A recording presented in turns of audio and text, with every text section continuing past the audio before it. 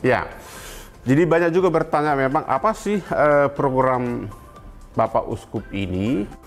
Program Keuskupan Agung Medan sejak Bapak Uskup ini menjadi uskup kita, yang pertama tentu BIDUK, Basis Integrasi Data Umat Keuskupan.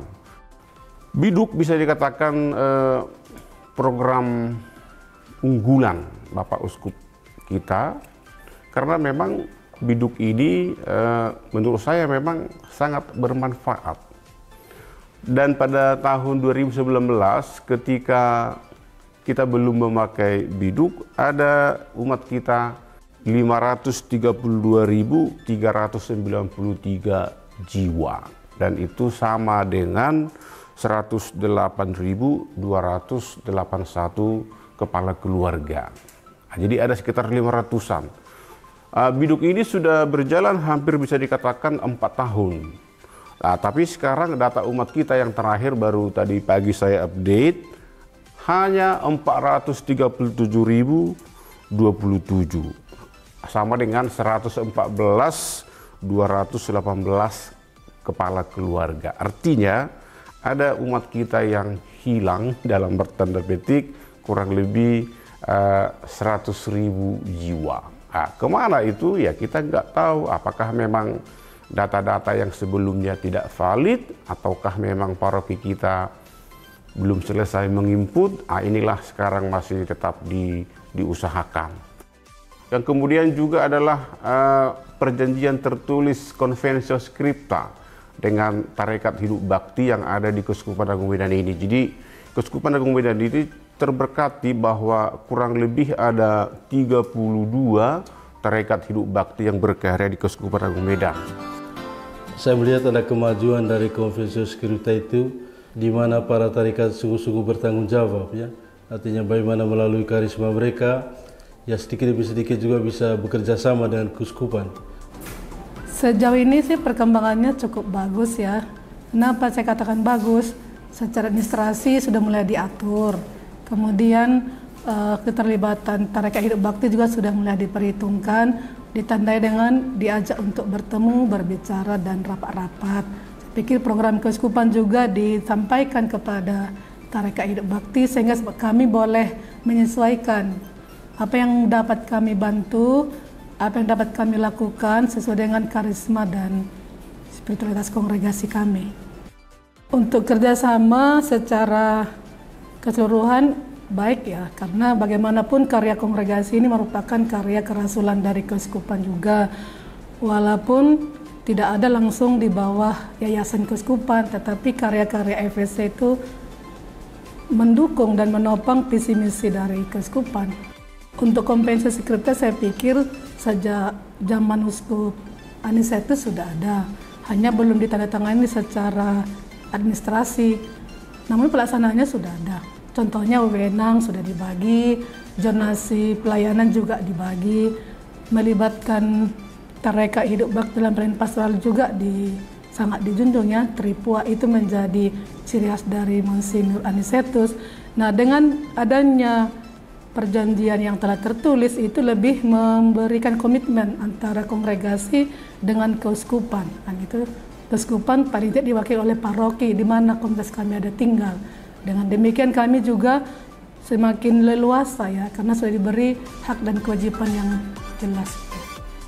Juga supervisi paroki. Jadi melalui supervisi paroki ini melalui 3 tata kelola kegembalaan, tata kelola administrasi, tata kelola harta benda, kita menjadi tahu bagaimana paroki itu digembalakan, bagaimana paroki itu dikelola, apakah memang sudah sesuai dengan tuntutan Keuskupan Agung Medan, apakah memang sudah sesuai dengan tuntutan penggembalaan untuk seorang pastor. Ada 3 hal penting yang menurut pengalaman saya itu menjadi sesuatu yang istimewa pada masa penggembalaan beliau.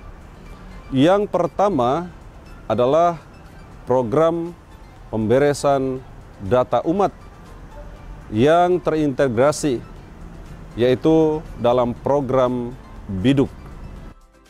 Saya sangat terbantu dan tentunya umat beriman pun demikian dengan adanya program data biduk ini. Semua hal-hal yang dilaksanakan, karya pelayanan pastoral di paroki ini akhirnya bisa diukur, dilaksanakan tepat sasar. Dan semua itu dibantu dengan adanya program data biduk yang dicanangkan oleh Monsinyur Cornelius Sipayung.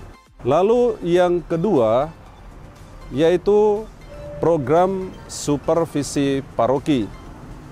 Paroki Santa Perawan Maria yang dikandung tanpa noda Katedral Keuskupan Agung Medan adalah paroki pertama yang disupervisi. Lalu yang ketiga yaitu pemanfaatan pemakaian semua sarana informasi yang ada, artinya media-media yang ada, bahwa segala sesuatu akhirnya bisa tersampaikan kemanapun, kepada siapapun, dengan lebih gampang atau lebih mudah berkat pemanfaatan media komunikasi sosial. Berikutnya adalah pemekaran paroki. Jadi tahun 2019 itu ketika saya masih baru bertugas dan ketika Bapak Uskup ditakbiskan ada paroki 63. Nah, sekarang ada tambah 5, itu berarti ada 68 saat ini paroki. Bapak Uskup juga sangat memberi perhatian terhadap keuangan dan harta benda. Bapak Uskup memakai istilah yang sangat baku perihal keuangan dan harta benda ini seperti inventarisasi, verifikasi, legalisasi, dan alokasi. Program lain adalah revitalisasi yayasan-yayasan, baik itu yayasan pendidikan, baik itu yayasan Caritas PSE. Dan sekarang kita tahu bahwa PSE sekarang dengan Caritas Camp itu sudah dipisah karena memang tupoksinya memang berbeda. Kemudian revitalisasi komisi-komisi, bisa dikatakan begitu. Bapak Uskup memindahkan seluruh komisi dari Pematang Siantar ke Catholic Center ini dengan harapan memang semua komisi ini siap berkolaborasi untuk mendukung program Keuskupan Agung Medan. Hal lain adalah menambah katekis purna waktu. Jadi kita tahu bahwa keuskupan ini cukup luas dan rupanya pengetahuan agama umat kita rupanya masih cukup rendah. Maka Bapak Uskup memutuskan untuk menambah katekis purna waktu di keuskupan kita ini. Dan yang terakhir adalah diklat. Bapak Uskup mengatakan bahwa pembinaan untuk para pastor, untuk para pegawai keuskupan, untuk para pembuka jemaat harus dilakukan dengan pendidikan dan pelatihan. Oleh sebab itu juga fungsi dari PPU Pematang Siantar yang biasanya itu untuk retret dan hari-hari studi yang lain diubah secara khusus untuk pusat diklat di Keuskupan Agung Medan. Kurang lebih itulah ada 10 itu program dari Bapak Uskup, tentu juga menyentuh juga program-program yang lain, tapi kurang lebih itulah program beliau.